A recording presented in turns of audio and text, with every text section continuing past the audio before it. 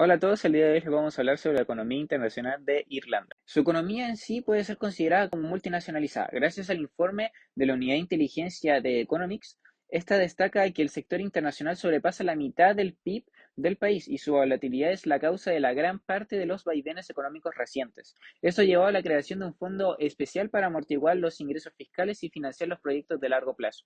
Irlanda funciona como un hub de multinacionales. El brillo externo se ve enorme, porque muchas de estas se fabrican por contratos extranjeros y mueven su propiedad intelectual y arriendan aeronaves desde ahí.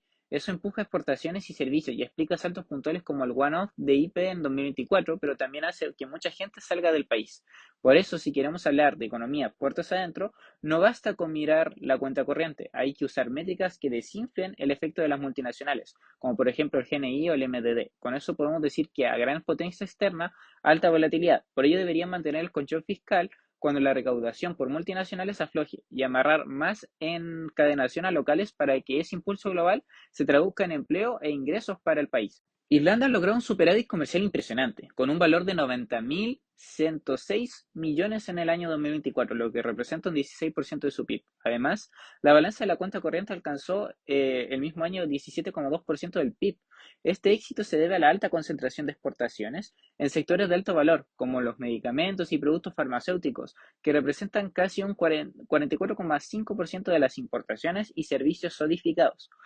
Sus principales socios comerciales son Estados Unidos con un 30,83%, Reino Unido con un 11,13% y Alemania con un 10,98%. Como podemos ver, las estadísticas macroeconómicas están distorsionadas por los trucos contables de las grandes multinacionales. La principal distorsión se ve al comparar el PIB y el PNB. El PIB mide toda la producción en el país, mientras que el PNB solo mide la riqueza que se queda en manos de los ciudadanos. La brecha entre ambos es enorme y creciente, indicando que las utilidades generadas en Irlanda en realidad se van al exterior. Esto hace que las cifras de crecimiento no reflejen el bienestar real de la población.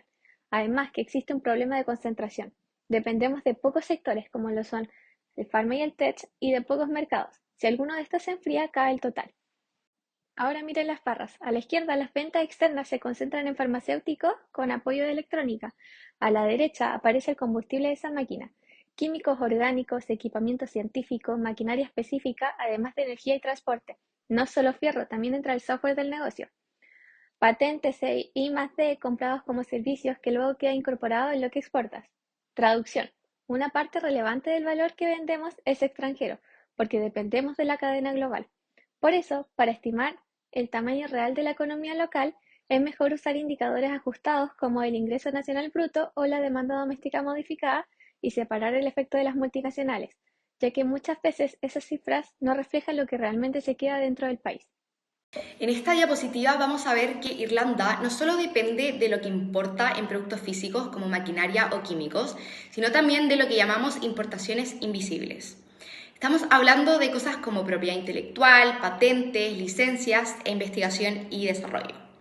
Estos intangibles son la base de muchas exportaciones como medicamentos, softwares o dispositivos electrónicos. Además, existe el mecanismo de contract manufacturing, donde una empresa irlandesa registra como la exportación, pero la producción realmente se hace en otro país. Esto al final hace que las estadísticas subestimen cuánto contenido extranjero hay detrás de lo que se exporta. En 2024 pasó algo excepcional. Irlanda exportó de manera neta propiedad intelectual por unos 18.000 millones de euros, inflando la cuenta corriente, aunque la actividad real dentro del país no creciera en la misma proporción.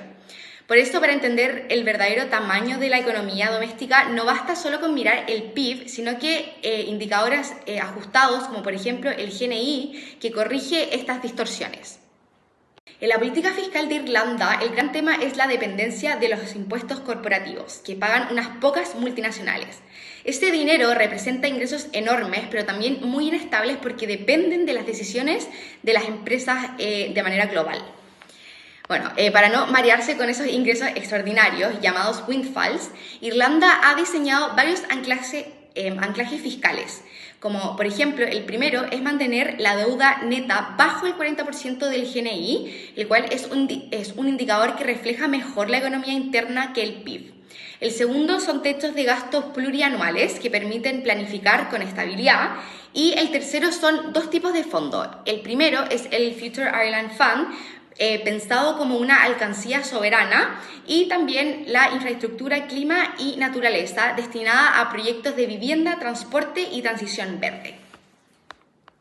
Bueno, en 2025 la postura es físicamente neutral, pero con más inversión en infraestructura y vivienda. Esto hacia adentro ayuda a estabilizar la economía y resolver cuellos de botella, y hacia afuera hace que Irlanda sea menos vulnerable a los shocks tributarios y a las decisiones de las multinacionales. Con los recortes del BCE se reactivó el canal de transmisión, bajan las tasas bancarias y repunta el crédito, sobre todo hipotecario, empujando la demanda. En Irlanda el traspaso es más suave porque muchas hipotecas son a tasa fija. Eso amortigua la carga financiera de los hogares y de resiliencia. Aún así, ojo con el inmobiliario. La vivienda sigue firme y el comercial aún se ajusta. Por eso corremos con barandas macroprudenciales, colchón contracíclico en 1,5% y límites al crédito, mientras se refuerzan la supervisión de no bancos y la agenda AML-CFT a nivel Unión Europea. En simples palabras, la monetaria impulsa, la macroprudencial contiene para que el crédito crezca sin sembrar riesgos. También es importante destacar sus políticas de inversión y competitividad. El gobierno está invirtiendo fuertemente en infraestructura y vivienda para eliminar los cuellos de botella que limitan el crecimiento. Al mismo tiempo, están renovando su estrategia nacional de inteligencia artificial, buscando posicionar al país con un hub regulatorio y un centro de datos para la Unión Europea. Todo esto tiene como objetivo mejorar su competitividad y protegerse de las crisis externas.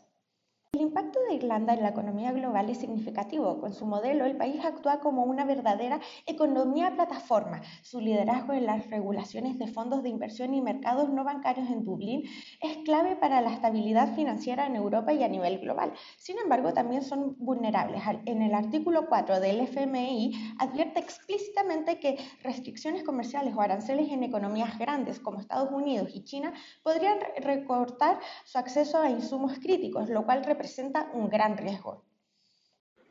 Basado en nuestro análisis tenemos varias recomendaciones. En primer lugar, para mitigar los riesgos de fragmentación global, Irlanda debe crear un plan de mitigación mapeando los sectores que dependen de insumos críticos para así diversificar su base de proveedores.